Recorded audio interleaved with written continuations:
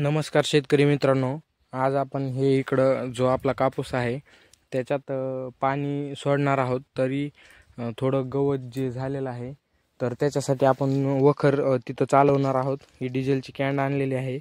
आता एकदा आपण टाकी ही फुल करून घेऊ. गव्हाला तर काय आपण पाणी हे सोडलेलं आहे व इकडच्या गव्हाला युरियाचा डोस पण टाकलेला आहे. गहू हे आपला आता चांगला झालेला आहे. पलीकडच्याला पण आता नंतर आपण युरियाचा डोस देणार आहोत. तरी आता आपण आपल्या विडरमध्ये डिझेल टाकून घेऊ, जेणेकरून आपल्याला तिकडं तिकडची पूर्ण जी 5 एकरची पाळी आहे ती एकदा टाकी फुल केल्याच्या नंतर होते. त्यासाठी आता आपण डिझेल टाकून घेऊ.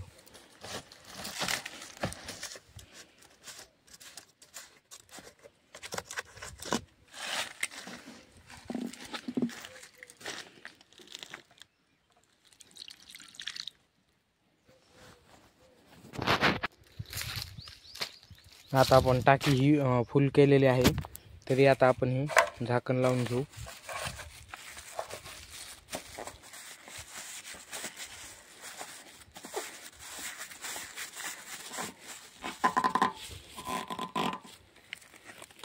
थोडं आपलं विडर जे आहे ते भरपूर दिवस झाला आपण हे चालवलं नव्हतं. थोडं एकदा पुसून घेऊ व नंतर आपण ह्याला चालू करू.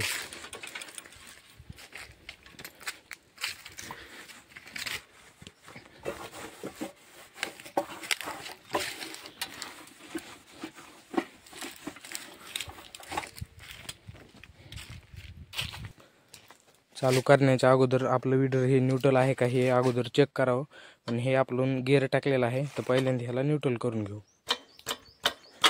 हे असं गिअर मध्यभागी असल्यास नंतर हे न्यूट्रल असतं व नंतर पहिल्यांदा रेस वाढून घ्यावी व हे जे लाल बटन आहे हे खाली करावं.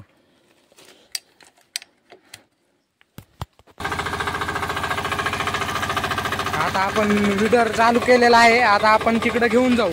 त्या पलीकडच्या जिकडं तुम्ही कापूस बघत आहात तिकडून आता आपण पाळी अलीकडे आणणार आहोत.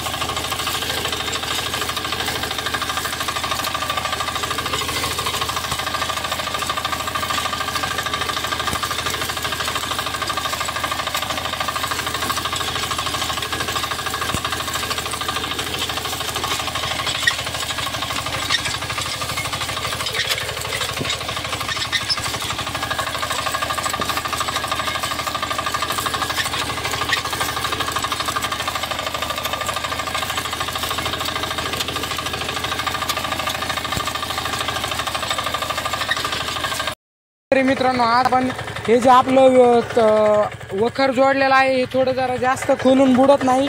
तर त्यासाठी आता आपण हे जे सेटिंग चाक तुम्ही बघत आहात तर हे थोडं वरी घेतल्याच्या नंतर हे आपलं वखर जे आहे ते थोडं जास्त बुडतं. त्यामुळे आता आपण हे पाहू शकता तुम्ही, याला जे नट आहेत तर हे जे छिद्र आहेत तर याच्यामध्ये हे इथं जर नट टाकला तर हे हे जे चाक आहे तर ते वरी येतं व आपलं वखर हे जास्त बुडतं. त्यामुळं आता आपण हे जास्त बुडवण्यामुळं हे आता आपण वरी घेणार आहोत.